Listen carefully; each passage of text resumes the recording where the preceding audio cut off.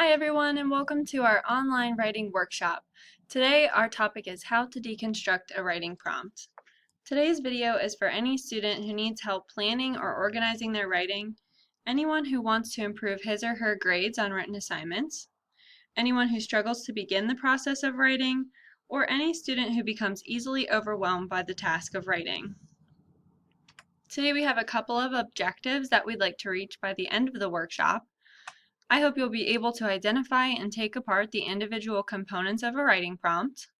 You'll be able to organize ideas, course concepts, and supporting evidence using pre-writing strategies. And finally, you'll be able to apply the concept mapping strategies to various writing prompts. So let's go ahead and begin. The first thing we should talk about is what is a prompt. Well, prompts are those questions or instructions that explain to you what is required to be written about for a specific assignment. Typically, writing prompts consist of three parts. The first would be context. This is any information included in the writing prompt that you'll need to know in order to understand the writing assignment. The context will provide background for you or perspective through which you should be writing your paper. The next component of a written assignment are the explicit directions. These are statements that are clearly listed in the prompt and they give detail about the type of writing you should be doing. Explicit directions are usually phrased as action verbs and they'll give you what your writing task is. Implicit directions are directions that are implied rather than expressly stated, and these types of directions can usually be assumed based on another statement within the prompt. So I'll give you an example. Maybe one of your written assignment prompts will ask you to describe what you believe is the best perspective on a certain topic. Well, that type of direction implicitly implies to you that you're going to need to support your opinion with either some course context, or some type of outside resource for your own personal opinion, even though the prompt may not explicitly ask you to include this type of support for your opinion. It's implied that you'll need to do that within the assignment. Okay, so now that we've talked about writing prompts, let's talk about how to deconstruct them. Well, the first step to deconstructing a prompt before you begin writing your response for an assignment, step one is to read the prompt slowly and critically. So before getting overwhelmed by the task, I just want you to read through the prompt one time. And the purpose of reading through it is just to understand what the assignment is asking you to do. Your instructor is always going to have a purpose for assigning a written assignment task to you. That purpose may be for you to practice a certain concept or to apply something that you're learning. So the first time you read through the prompt, just try and get a sense of what the purpose of the assignment is.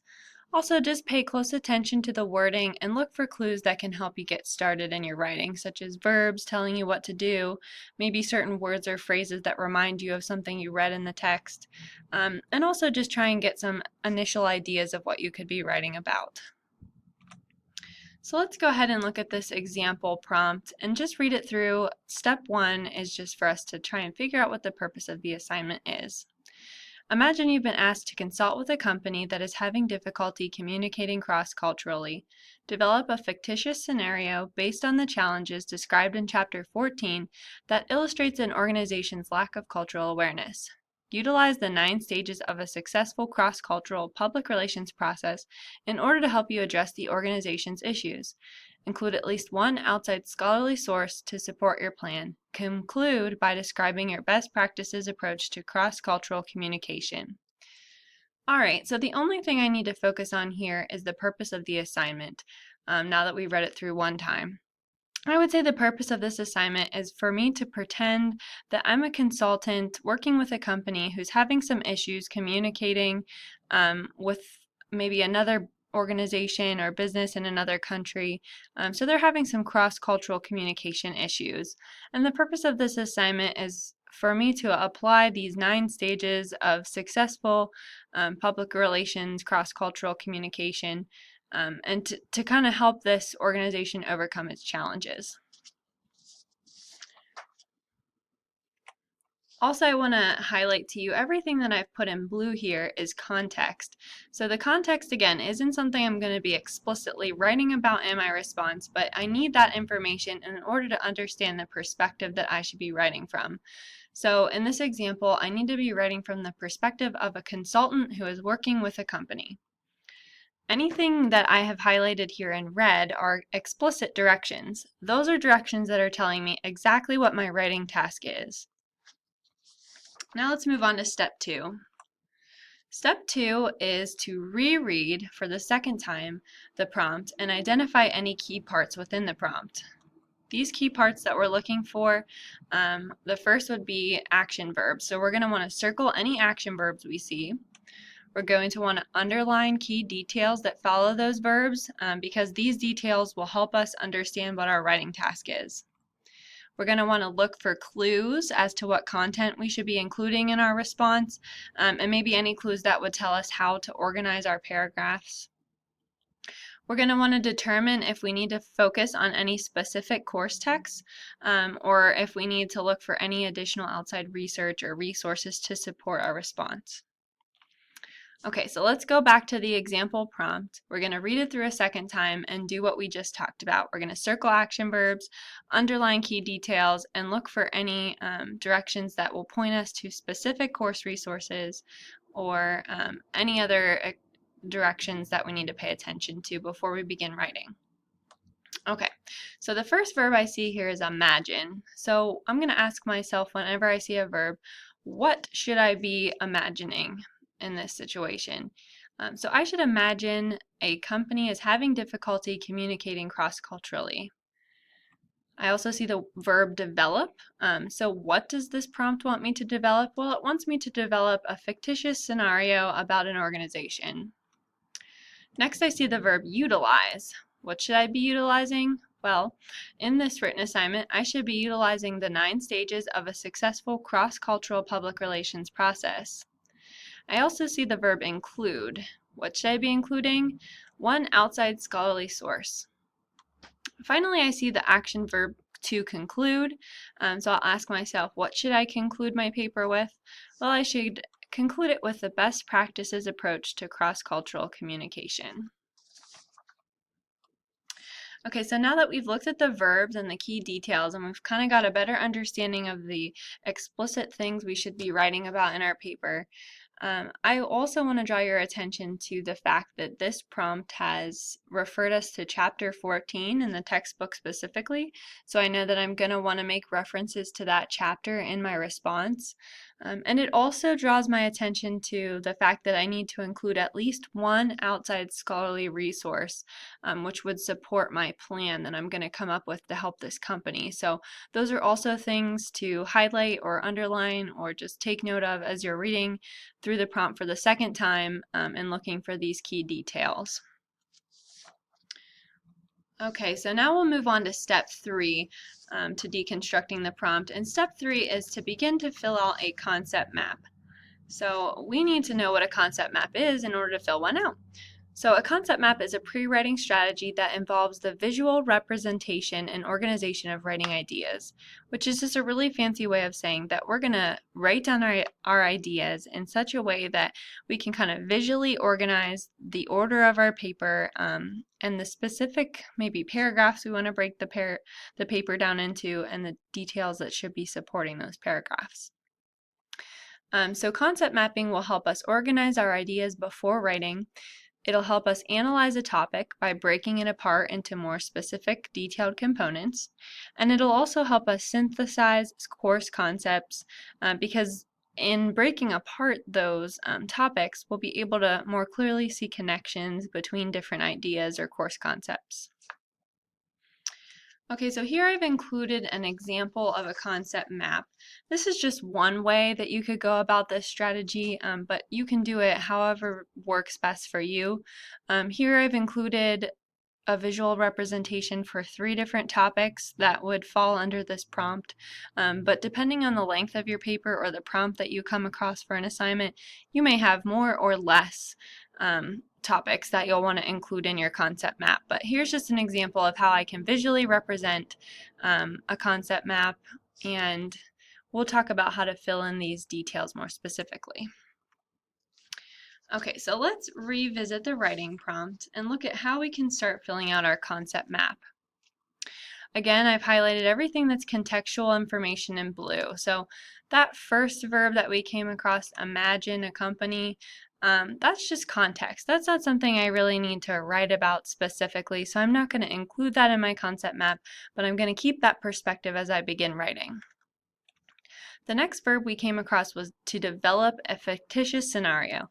That's definitely something that I need to dedicate at least one paragraph of my paper to, so I'm going to fill that in on my concept map as a first topic that I should write about. The next verb we came across was to utilize the 9 stages of a successful cross-cultural public relations process. That's probably going to be the meat of my paper, is talking about those 9 stages and how they'll help the organization get better at their cross-cultural communication. So that's definitely a topic I want to include in my map. Next, we came across the verb to include, and that was telling us that we need to have at least one outside resource. That's not something I'm necessarily going to write a paragraph, but it's definitely something that I need to keep in mind as I begin writing. So I'm not going to necessarily include that in my map, but I want to keep that in mind for later.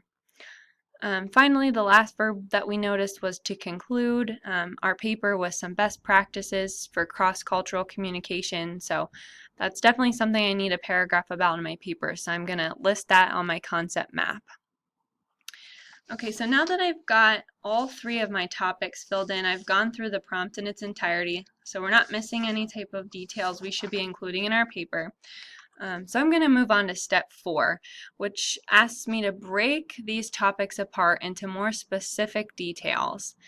These details should provide explanation and examples. I'm going to want to think about what type of supporting evidence I can use to talk about those topics that we've identified. And also I'm going to want to include specific details as to the page numbers of references that I could use in my paper or specific quotes that I might want to incorporate in my response. So here I have gone ahead and filled out this concept map for the example prompt in its entirety, just to give you a representation of what this should look like. So I've got my 3 topics listed inside the big bubbles here, and then within those bubbles I've listed some details that will help me as I begin writing. So if you can imagine, each one of these bubbles could represent a paragraph or 2 within your final written assignment. So when you begin writing, you'll start with developing a fictitious scenario that illustrates an organization's lack of cultural awareness. So I know that's what my first paragraph is going to be about. Those bubbles within that topic are going to tell me what type of sentences and details I need to include in that paragraph. Just as a visual aid, because I might be a visual learner, anything I've highlighted in blue is going to be a reminder of a perspective that I need to keep in mind as I'm writing. Anything I've highlighted in red is just a reminder to myself that I need to include some references to specific course content within these parts of my paper. So I'm going to go back through and either even further refine this concept map before I begin writing by including specific page numbers, specific quotes that will help provide support for these details that I've listed. And as you can see, some of these bubbles even include numbered lists. So your concept map could be broken into even further detail than this example. But overall, the idea of the concept map is to take your written assignment prompt, break it into the explicit directions. What does the instructor want me to include in my paper by topic? And then I'll take those topics and break them even further into specific details so that when I begin writing, I know exactly what each sentence in my paper should be about. So let's just review really quickly how to deconstruct a writing prompt. The first step when you come across a writing assignment is to read the prompt slowly and critically. Then we're going to read it through a second time, looking for key parts of the prompt, such as action verbs, which tell us what our writing task is. Next, we'll begin to fill out a concept map by turning those key verbs and details into the topics of our paper. Finally, we'll take those topics that we've included in the first draft of our concept map. We'll continue to break them apart into more specific details, and that would be based on the different types of assignments. So we thank you for attending our writing workshop for today. I hope that you've learned how to utilize the concept mapping process and you'll be ready and prepared to attack your next written assignment.